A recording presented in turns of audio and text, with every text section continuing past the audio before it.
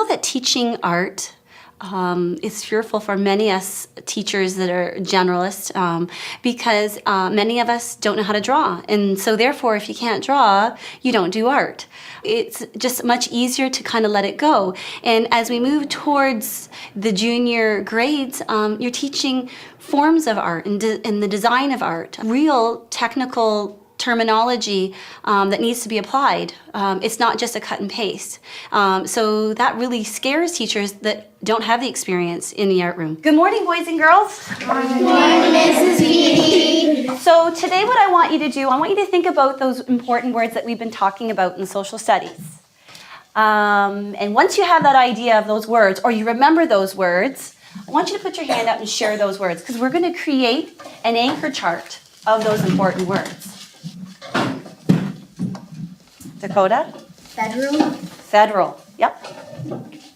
In the beginning of the lesson today, what I focused on was activating prior knowledge. We had talked about key terms that are identified in the document for the social studies government in Canada, but we wanted to give it a deeper meaning. And so the arts was that vehicle that helped to make that transfer of that prior knowledge into a newer area. So what we're going to do now is we're going to pick some of the words from the chart and we're going to create a picture using your physical body. And what we call that is a tableau. Through the drama part of the arts, we created tableaus. And so those visual learners and those tactile learners actually got to use their body to physically create a still image. We then brought in a frame that created a viewfinder so they can hone in on certain aspects of that tableau. And what they really focused on was not so much the child's face, but more of the gestures that they were using. This time being a hand gesture that represented what those words mean. Thinking back to when we were doing our narrative writings, you had to find a voice in your writing. And so using certain words to kind of make your voice or your theme or your story shout off the page, this is very similar. I thought the framing thing was pretty cool because we got to see a different point of view. Because with our normal eyes, we see what's beside us and in front of us, but with the frame thing, we just see dead on. You got a clear picture on what the keyword was, like say it was democracy. There were the figures on it showed everybody had a say and what they believed should go.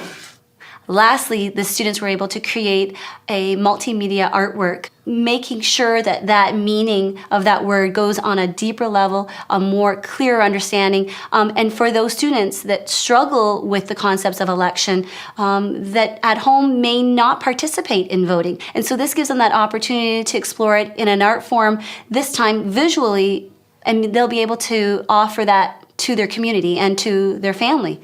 So let's take a look again at the video just to kind of review some of the steps that we're going to take in order to create this. In this particular activity, we're talking about real movement and animation to do gestural drawing. So for this particular one, I'm going to go ahead and use the part where the students... Being a visual learner, I feel that viewing these videos on ArtSmart has given me a huge opportunity to see what is it that I'm doing, how to go about doing it, what kind of language I want to use while I'm doing it, and then the techniques that are involved in the teaching.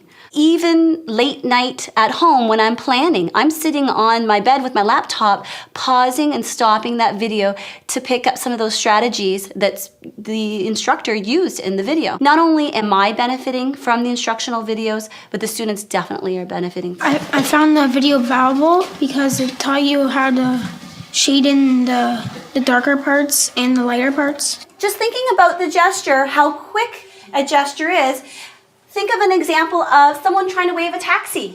You're quickly raising your hand to kind of say taxi, taxi. It's very quick. And sketching is a lot like that. So there isn't any erasing. There's just a quick gestural drawn of that rectangular frame, and then you can begin in the center creating the gesture that you've selected.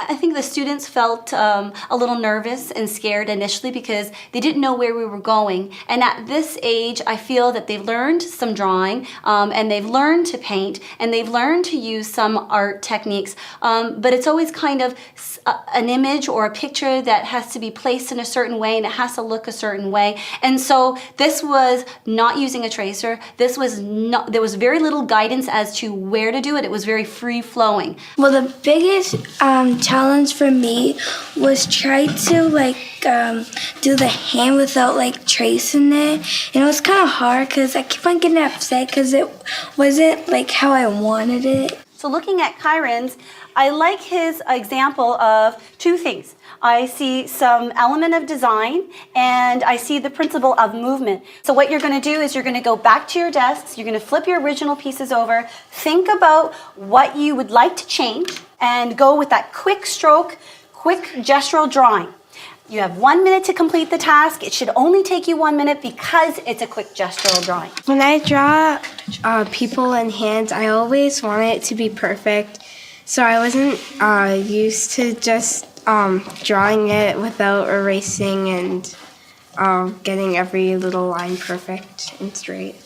I see some great gestural drawing. I see great movement. It's coming right off the page. I can almost hear the voices of the people in that picture that represents the key word, either it's election or majority. When you're using your paint, you want to make sure that you're focusing the paint in the dark areas of your hands, and once you're working your ways up to the areas where the light hits it, you can just use a little bit of the water from your water dish to kind of brush over and give it a light wash. I'm painting my hands multicolored because in cultures it's not just one plain color, it's like a bunch of different colors. So I figured why not just do multicolored.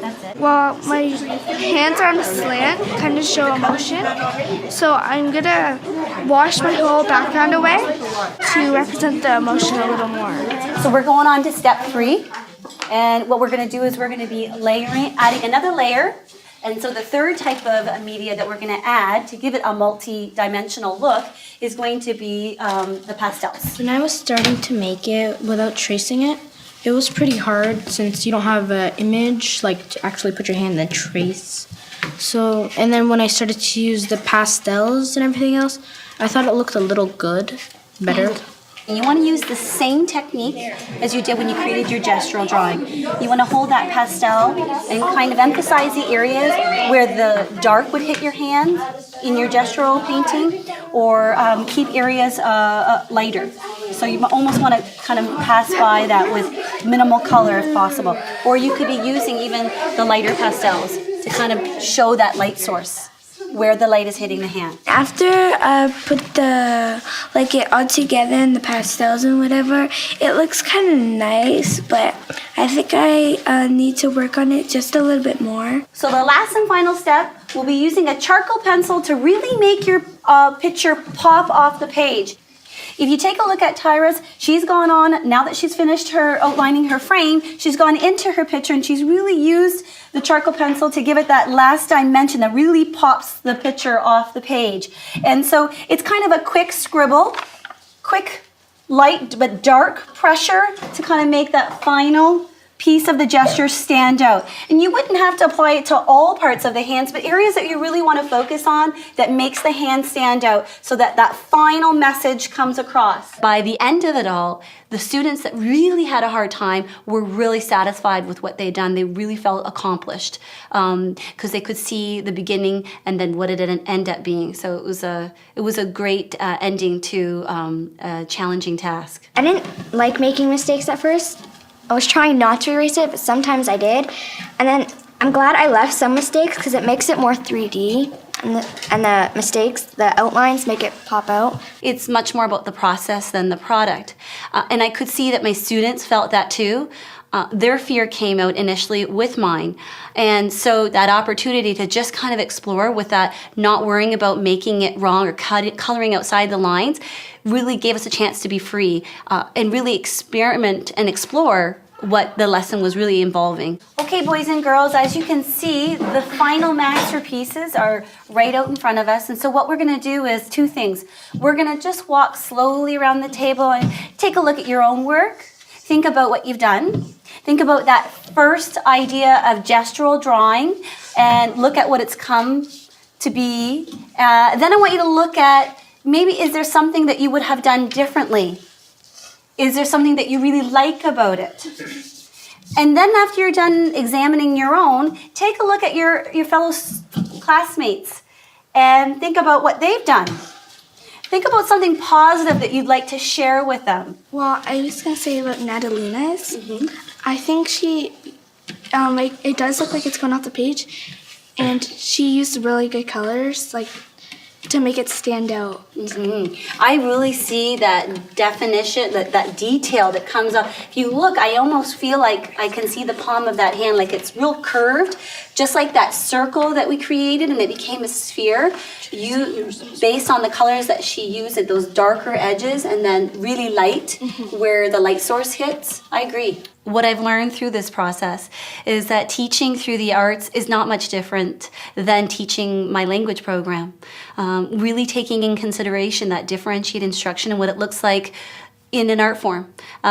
Taking consideration of the different learning styles that my students have.